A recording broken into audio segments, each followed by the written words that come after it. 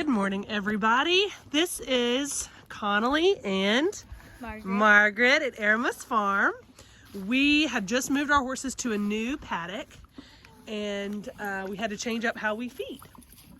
And normally everybody had their spots, and you know, they would go to their places and then eat. And today we had to change it. But what I want to show y'all is just, even though today's the first day, and sometimes with horses it takes them a couple days, what I found is the secret to keeping horses calm on this type of pasture rotation during feeding is to keep the order the same. So Fred, and to separate the horses that are going to kind of create a little bit of a situation just because they tend to be the most dominant or they finish first or whatnot. So Fred and Lacey, they do tend to be the more dominant too, so we try to separate them so that they can finish on this side, and then if they get finished early, then we will grab them and just hold them until these other guys are done. That's Penny. She usually takes the longest, and she has the most food. She's the slowest eater and has the most food, and then Dewey right behind her is also slow. And then these two are the bottom of the barrel, and not surprisingly, they get the least amount of food. So they finish first, and then they just stand patiently and wait for everybody else to finish. But it can, you know, some people say, how do you feed horses without stalls? And I find that they just get really used to a schedule and to a rhythm. And so we try to keep this rhythm the same. And through that, they tend to be okay with it, because sometimes they wake up and they're in a new pasture. And we need them not to freak out every single time we change something, because we necessarily don't have stalls right now that they can go into. But we also want each horse to feel safe. One way to create a lot of anxiety in horses is to not let them eat their food and to get beat up during food time. And so we don't allow that.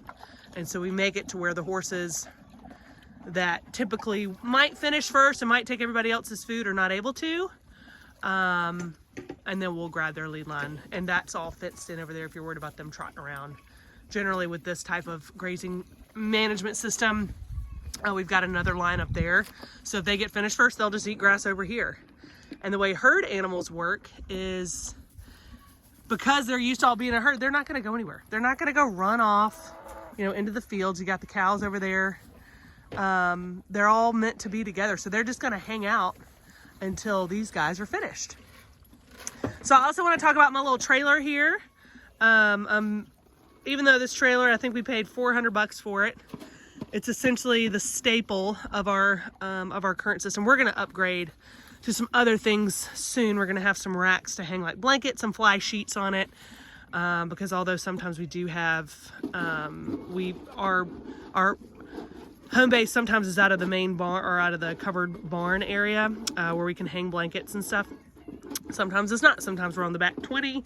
Sometimes we're on the front part of the farm, and we need to take all the stuff with them. So we have on here, let me just show you what we have. We have plus an extra halter, so we have extra reels. We always have extra reels and extra end pieces for our lines. These things are pretty cheap. They're like $1 a piece, but they are typically breaking. We're transitioning to the plastic hooks, just to, because sometimes we have to hook onto a barbed wire fence, not a barbed wire fence, but a piece of metal, and we don't want it to short out, so we have to make we have to tie some twine so it doesn't short out the line. But what we're going to do is we're going to transition to these plastic hooks and probably move away from these, but that's what we have now. So we have extra reels. We have our brushes, so typically while they're eating, we'll brush them, and we will just kind of clean them up, check all the hooves, just so we have that. We're going to put that in a box so that when it does rain, our brushes don't get crazy. This is our extra bag for trash. We have our supplements up here. So we feed gelatin to trying to increase the hair, or the tail thickness, and then we feed additional vitamin E to some of our horses who we think need it. This is my vet box right here. It's just got emergency vet equipment, antibiotic. I've got scales if I need to put something in there, wraps, copper sulfate for the feet if they start cracking, and I want to just keep that on their feet to decrease infections, and then just other things for like rain rot, or any other skin issue that might come up. You know what's surprising is we don't have, now that we've transitioned to really good pasture, I have noticed that our scratches on the back part of the legs, you know, scratches are where there's wet grass and then it dries, and then the skin can kind of get these crusty things behind the legs and on the legs. We do not see that hardly at all anymore.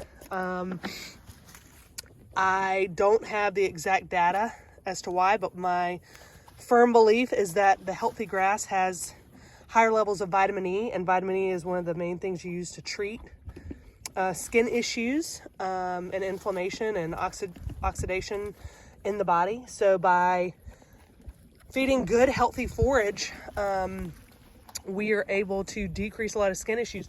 This mare, Annabelle, and especially the horses with any white socks, she used to have scratches so bad. She would have these huge scabs.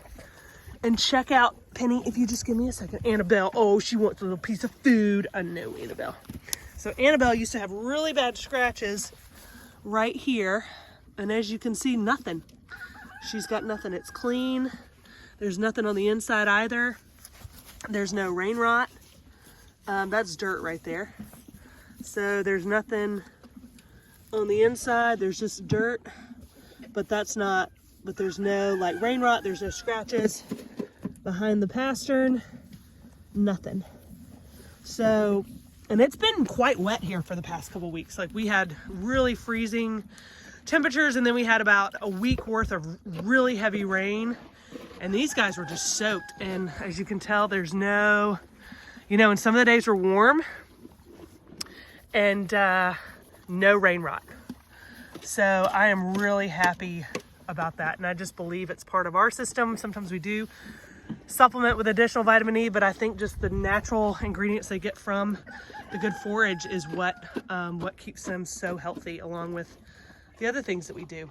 All right, so the rest of the stuff with our handy dandy trailer is we always have additional halters for everyone. Say something crazy happened, we had to, I don't know, go get them, or a fence came down. We always have halters available.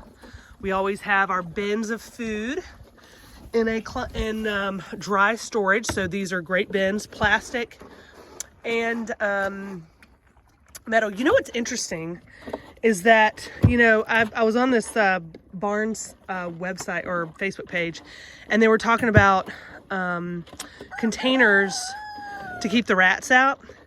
So this is what's so great about being on adaptive grazing. So we're not in a barn, and so we don't have rat infestations because we don't have a lot of feed grouped in one area. And another thing is, they're not flying right now, but in the sky, typically you will see hawks pretty much round the clock flying. We also have coyotes. We also have our dogs. We also have chickens, which I don't know if you know, but chickens are amazing mice and rat eaters. And snake. And we have snakes. So even though they're plastic bins out here, they are not being gnawed in by, like, rats are not getting into our feed bins because quite frankly, they have to go through this whole field. And that is like the death gauntlet for a mouse or a rat to go into this. Here, I'm gonna push her over because she's standing in fire ants. Come on, girl. I know. That was my fault, Lace. Sorry. So in order to get to this trailer over here, they would have to go over all this pasture, and no mouse and his, you know, they're not that stupid. And so they like to, wherever they can hide, that's where they are. That's why barns are kind of a great habitat for mice breeding, because they have so many little nooks and crannies they can get into, but not out here. Most of them, even if they got here, they wouldn't be able to stay here long enough before they were spotted by something else.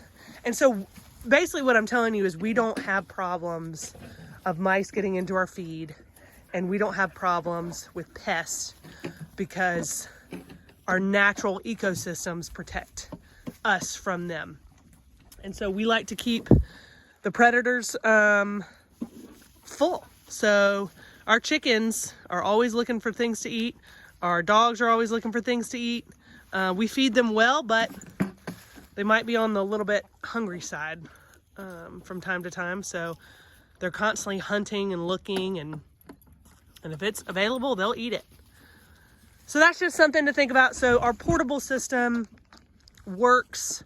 It's amazing how much flexibility it gives us. Typically, we also have additional stakes on here. We're making pastures in another area, so we've got them somewhere else, but typically we have additional stakes and reels and all the things that anybody would need to be able to put up fence in no time. All right, let's talk about some cleaning and sanitation, and along with our water system. So after cleaning, after feeding, we clean all of our buckets, and it's nice because we have our brush right on our little water tote here, and we just scrub everything down, use a little bit of our water, and then rinse all the buckets and turn them upside down so that any animals can't get in there, and so it doesn't attract rodents or pests or anything else to urinate in the buckets. So Margaret here is the supreme cleaner. As you can tell, she's got great skills and really takes care of her horses well. The other thing is we have our water. So you might be wondering what that is. So that is a little bit of the remnants of Basic H soap. That is the wormer we use for our cows, for our goats, for our horses, pretty much everybody. So I don't know if you've seen in the news recently, but ivermectin has a lot of secondary and tertiary effects which are detrimental to local insect populations. And around here we like insects because they feed our birds, and they feed pretty much they're the basis of all ecosystems. And so if we don't have insects, we can't break down manure. So if we don't have dung beetles, this manure will sit out in this field and it will not break down into what it needs to be broken down into to feed the soil. But because an ivermectin kills dung beetles and a lot of other insects what they're finding. So we feed Basic H soap. It's a surfactant. It's a natural base. It's a soybean polymer. So it's vegetable based. And I'm not going to say they love it, but they drink it. And so when they drink it, I don't know if you've ever heard of diatomaceous earth. That's more of a tactile, or it basically kills parasites it has very much it's basically like crushed up shells. So it kills parasites and bugs through its sharp edges. But Basic H soap basically reduces the ability for parasites to cling to the inner parts of the intestines, and it flushes them out. So we have done fecal samples on all of our horses, in addition to rotating our horses daily. We do this soap every other month, and our parasite counts are down to almost zero. So parasites, animals ingest parasites when they eat short grass, because that's where the parasites live. They crawl from the poop onto the grass. And because we're moving every few days, the horses don't have time to eat infected blades of grass. And then by the time they come back to this field, it will have been at least 2 months. So parasites can only live outside of the body for about 21 days. And then after that, they die. They need a host to survive. So we don't give them that opportunity. So our soap, in addition to daily movement onto new pasture, in addition to just using the birds and the ecosystems to maintain a sanitary habitat, we have really healthy animals.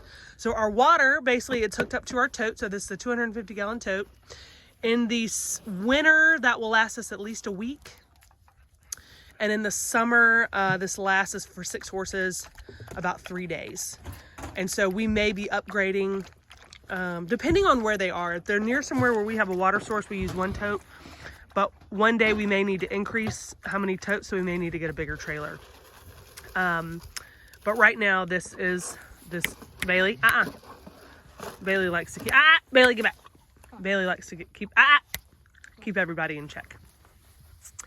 So this is our system for portability, for our horses and our other animals on our farm. All right, this is Connolly signing off. Margaret too, and y'all make it a great day.